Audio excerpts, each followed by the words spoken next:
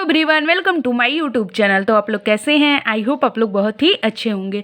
तो फ्रेंड्स, आज हम लोग जिब्रेलिन्स या जिब्रेलिक एसिड के बारे में स्टडी करेंगे। जिब्रेलिन्स हार्मोन या जिब्रेलिक एसिड के बारे में स्टडी करेंगे। ये ग्रोथ प्रमोटर हार्मोन होता है और इसके पहले वाले वीडियो में हमने प्लांट ग्रोथ हार्मोन के बारे में स्टडी कराया था, जो 2 पार्ट में होते हैं। ग्रोथ प्रमोटर या ग्रोथ इनहिबिटर में होते हैं, 2 पार्ट में बटे होते हैं। तो ग्रोथ प्रमोटर में ऑक्सिन हार्मोन आता है, जिब्रेलिक एसिड आता है, साइटोकाइनिन हार्मोन पाए जाते हैं और ग्रोथ इनहिबिटर में एब्सिसिक एसिड और इथिलीन हार्मोन पाए जाते हैं। तो फ्रेंड्स, आप लोग को ऑक्सिन हार्मोन के बारे में अगर वीडियो देखना है तो इसके पहले वाले वीडियो में आप लोग जाके स्टडी कर सकते हैं। तो फ्रेंड्स, आज हम लोग जिब्रेलिक एसिड के बारे में स्टडी करते हैं। जिब्रेलिन्स या जिब्रेलिक एसिड, इसमें पहला पॉइंट है gibberellins is very important plant hormone. Gibberellins is very important plant hormone. Gibberellin very important है प्लांट हार्मोन में, जिसको सबसे पहले जापान में धान के खेत में बैकेनिज डिजीज एंड फूलिश डिजीज में रिपोर्टेड किया गया।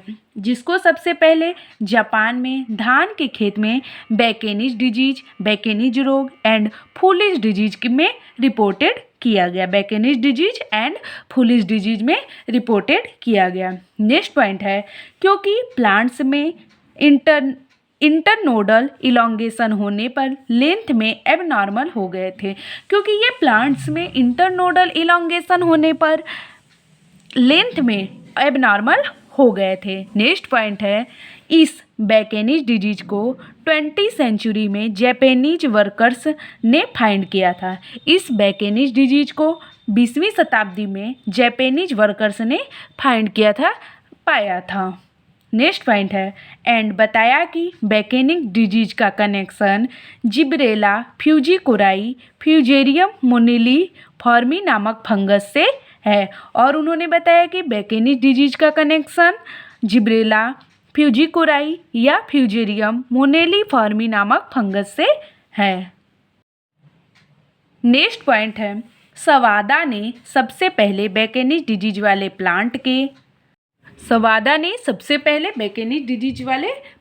के फंगस जिब्रेला फ्यूजिकोराई से एक केमिकल सीक्रेट कराया और बताया कि इसे केमिकल से फूलिश डिजीज होता है।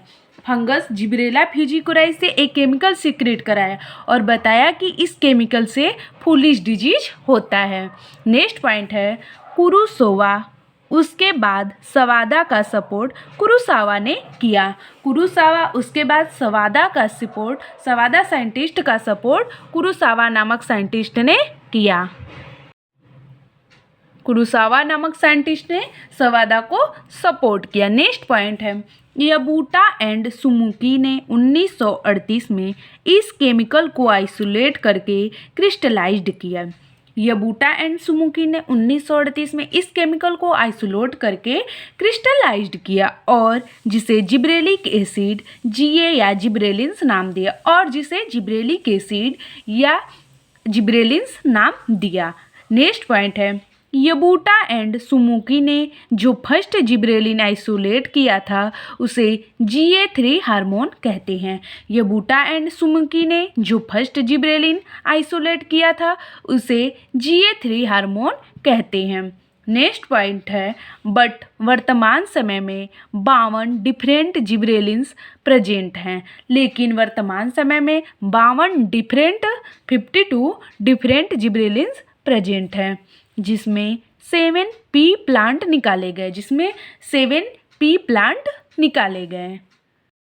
नेक्स्ट पॉइंट है जिब्रेलिन्स में 5 कार्बन कंपाउंड आइसोपेंटेनेलिन पायरोफॉस्फेट पाया जाता है। जिब्रेलिन्स में 5 कार्बन कंपाउंड आइसोपेंटेनेल पायरोफॉस्फेट पाया जाता है। नेक्स्ट पॉइंट है bioassay of gibberellic acid. तो पहला पॉइंट है dwarf maize leaf sheath elongation bioassay. तो पहला पॉइंट है dwarf maize leaf sheath elongation bioassay. Next point है barley half seed endosperm test या alpha amylase bioassay. Barley half seed endoplasm test या alpha amylase bioassay. Next है anti gibberellins कौन कौन से होते हैं? साइकोसेल CCC, फॉस्फॉन DLR होती हैं। Anti gibberellin, cycocel CCC, CCC, phosphon DLR anti gibberellins होते हैं। अब हम लोग जिब्रेलिक एसिड के फिजियोलॉजिकल इफेक्ट्स के बारे में स्टडी करेंगे। तो पहला पॉइंट है सीड जर्मिनेशन या overcoming dormancy. Physiology effect gibberellic acid का है, पहला है सीड जर्मिनेशन या ओवरकमिंग डॉर्मेंसी। इसमें है जिब्रेलिन हार्मोन अल्फा एमाइलेज को इन्हेंस करके सीड डॉर्मेंसी ब्रेक करके सीड जर्मिनेशन को प्रमोट करता है। जिब्रेलिन हार्मोन अल्फा एमाइलेज को इन्हेंस करके सीड डॉर्मेंसी ब्रेक करके सीड जर्मिनेशन को प्रमोट करता है। जिब्रेलिक हार्मोन अल्फा एमाइलेज को इन्हेंस करके सीड डॉर्मेंसी ब्रेक करके सीड जर्मिनेशन को प्रमोट करता है। नेक्स्ट पॉइंट है जो सीड लाइट के प्रेजेंस में जर्मिनेट करते हैं उन्हें फोटोब्लास्टिक सीड कहते हैं। जो सीड लाइट के प्रेजेंस में जर्मिनेट करते हैं उन्हें फोटोब्लास्टिक सीड कहते हैं, जैसे लेट्यूसी प्लांट होता है। नेक्स्ट पॉइंट है बट यदि फोटोब्लास्टिक सीड पर जिब्रेलिक एसिड का छिड़काव कर दिया जाए तो वह डार्क में भी जर्मिनेट कर जाता है, लेकिन यदि फोटोब्लास्टिक सीड पर जिब्रेलिक एसिड का छिड़काव कर दिया जाए तो वह डार्क में भी जर्मिनेट कर जाता है। नेक्स्ट पॉइंट है ब्लॉटिंग। सन 1960 में लॉन्ग ने इसे रेसेट प्लांट में ऑब्जर्व्ड किया था। सन 1960 में लॉन्ग ने इसे रेसेट प्लांट में ऑब्जर्व्ड किया था। नेक्स्ट पॉइंट है यदि इंटरनोड इलोंगेशन लेस हो जाए, लीव्स का बंच कर एक सिंगल पॉइंट पर बन जाए, यह कंडीशन रोसेट प्लांट में फॉरवर्ड होती है। यदि इंटरनोड इलोंगेशन लेस हो जाए, लीव्स का बंच एक सिंगल पॉइंट पर बन जाए तो यह कंडीशन रोसेट प्लांट में फॉर्म्ड होती है, यह ब्लॉटिंग होता है। नेक्स्ट पॉइंट है यह LDPS को शॉर्ट डेज कंडीशन में रख दिया जाता है। यह LDPS को शॉर्ट डेज कंडीशन में रख दिया जाता है। नेक्स्ट पॉइंट है यदि रोसेट प्लांट पर जिब्रेलिक एसिड का छिड़काव कर दिया जाए तो इंटरनोड इलोंगेट हो जाएंगे एंड फ्लावर्स स्टॉल्क लॉन्ग हो जाएंगे। इस फिनामिना को ब्लॉटिंग कहते हैं।